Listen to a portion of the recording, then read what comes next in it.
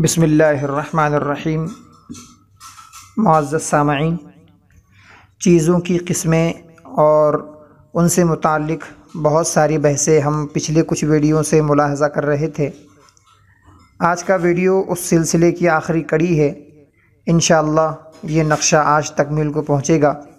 تو آئیے دیکھتے ہیں چیزوں کی جو 6 قسمیں تھیں ان کی آخری قسم بچی ہے مزروعات متقاربہ، یعنی وہ چیزیں جو زراع کے اعتبار سے ناپ کر بیچی جاتی ہیں اور جس کے افراد کا آپس میں تفاوت نہیں ہے۔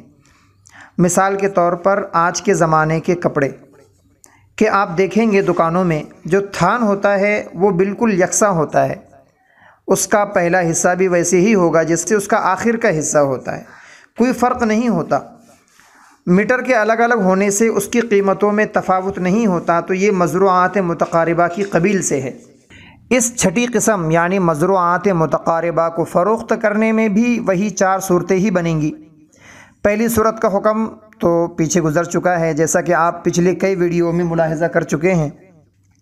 اب دوسری صورت کو ملاحظہ کریں کہ جب مزروعات متقاربہ کو فروخت کرتے ہوئے کل مقدار تو ذکر نہ ہو بلکہ ہر پیمانے یا ہر فرد کی قیمت ذکر کی جائے۔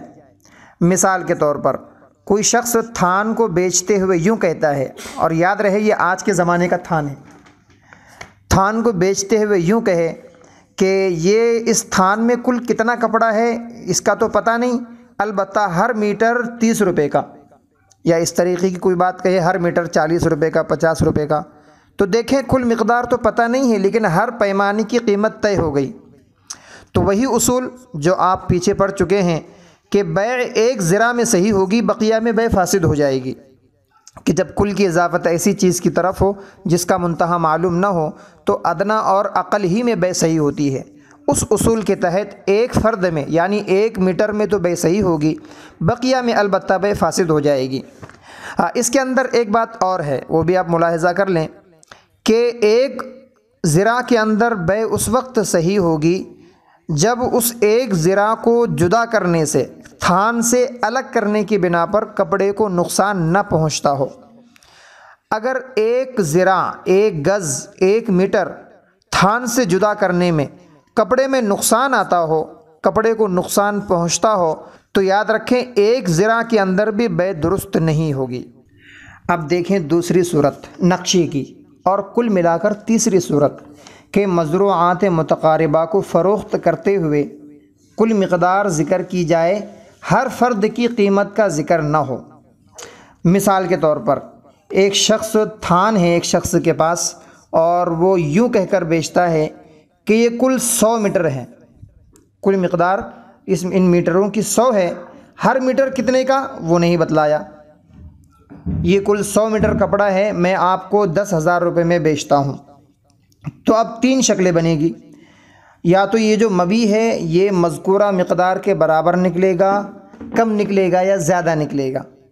اگر مبیع مذکورہ مقدار کے برابر نکلتا ہے تو کوئی مسئلہ ہی نہیں، بیع صحیح ہو جائے گی۔ اگر مبیع مذکورہ مقدار سے کم نکلتا ہے، مثلا بیچنے والے نے 100 میٹر کی بات کہی تھی، جب شمار کیا گیا تو 90 میٹر نکلے، تو مبیع چونکہ کم نکلا تو کیا مبیع کے کم نکلنے سے ثمن میں بھی کمی آئے گی؟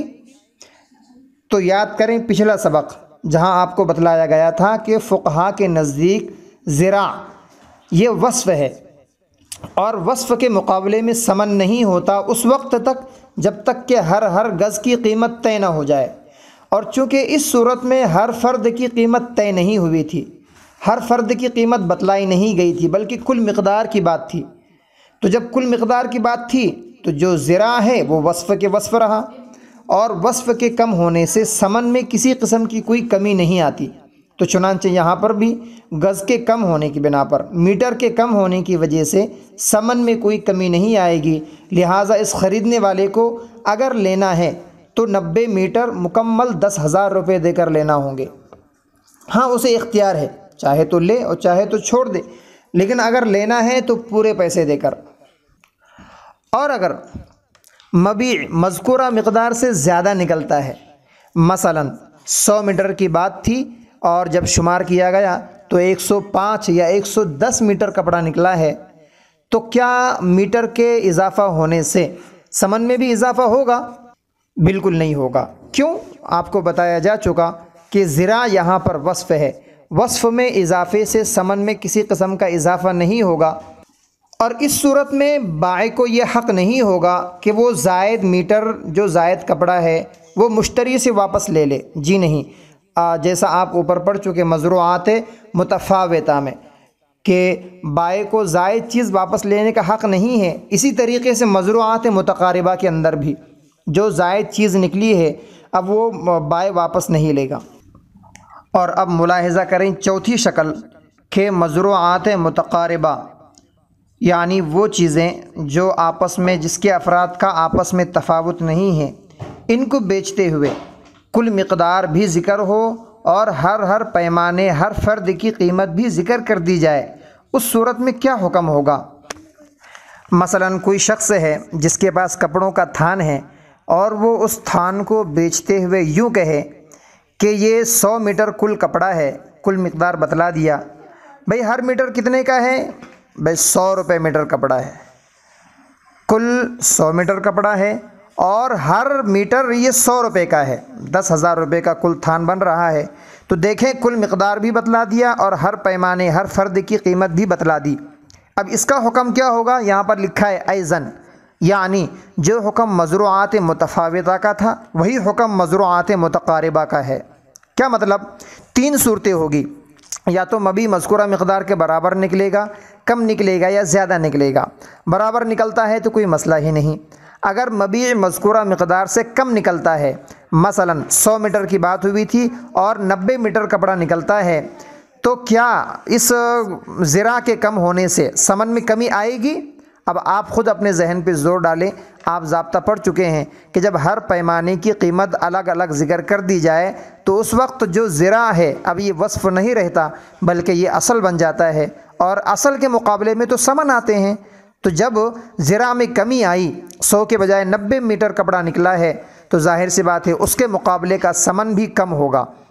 اسی طریقے سے تیسری صورت کہ مبیع مذکورہ مقدار سے زیادہ نکلتا ہے، مثلا 100 کے بجائے 110 میٹر کپڑا نکلا ہے، تو وہی ضابطہ آپ لگائیں کہ ذراع کے اضافے سے، چونکہ یہاں پر وہ وصف نہیں ہے بلکہ اصل ہے، اور یہاں چونکہ اصل میں اضافہ ہوا ہے، جب اصل میں اضافہ ہوا تو اب ثمن میں بھی اضافہ ہوگا۔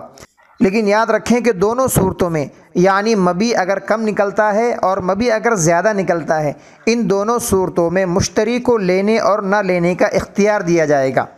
اگر مبیع کم نکلتا ہے تو اسے اس لیے اختیار دیا جائے گا کہ اس پر عقد تقسیم ہو گیا، وہ چاہتا تھا میں یہاں سے 100 میٹر کپڑا لوں تو مجھے سستا پڑے گا، اب ہوا یوں کہ یہاں 90 میٹر کپڑا نکلا ہے، 10 اسے کہیں اور سے لینا پڑیں گے تو اس کے لیے مہنگی والی بات ہو جائے گی، وہ راضی ہوگا نہیں ہوگا، تو اسے اختیار دیں گے۔ اسی طریقے سے اگر کپڑا زیادہ نکلتا ہے، 10 میٹر کپڑا زیادہ نکل گیا، 100 کے بجائے 110، اب بھی اسے اختیار ہوگا۔ کیوں؟ اس لیے کہ ذراع کے اضافے سے، میٹر کے اضافے سے چونکہ ثمن میں بھی اضافہ ہوا ہے، ہو سکتا ہے اس کے پاس ان 10 میٹر کا مزید پیسہ ہو نہ ہو، اس لیے اب اسے اختیار دیں گے، چاہے تو لے لیں اور چاہے تو نہ لیں۔ الحمدللہ ہمارا یہ نقشہ اب تکمیل کو پہنچا۔ انشاءاللہ اس نقشے کو سمجھنے سے مختصر القدوری کا تقریباً 1 سے 1.5 صفحہ ہمارے لیے انشاءاللہ بہت زیادہ آسان ہو جائے گا۔ دعا کرے اللہ ہمارے لیے اس سلسلے کو نافع بنائے۔ فقط والسلام، السلام علیکم ورحمۃ اللہ۔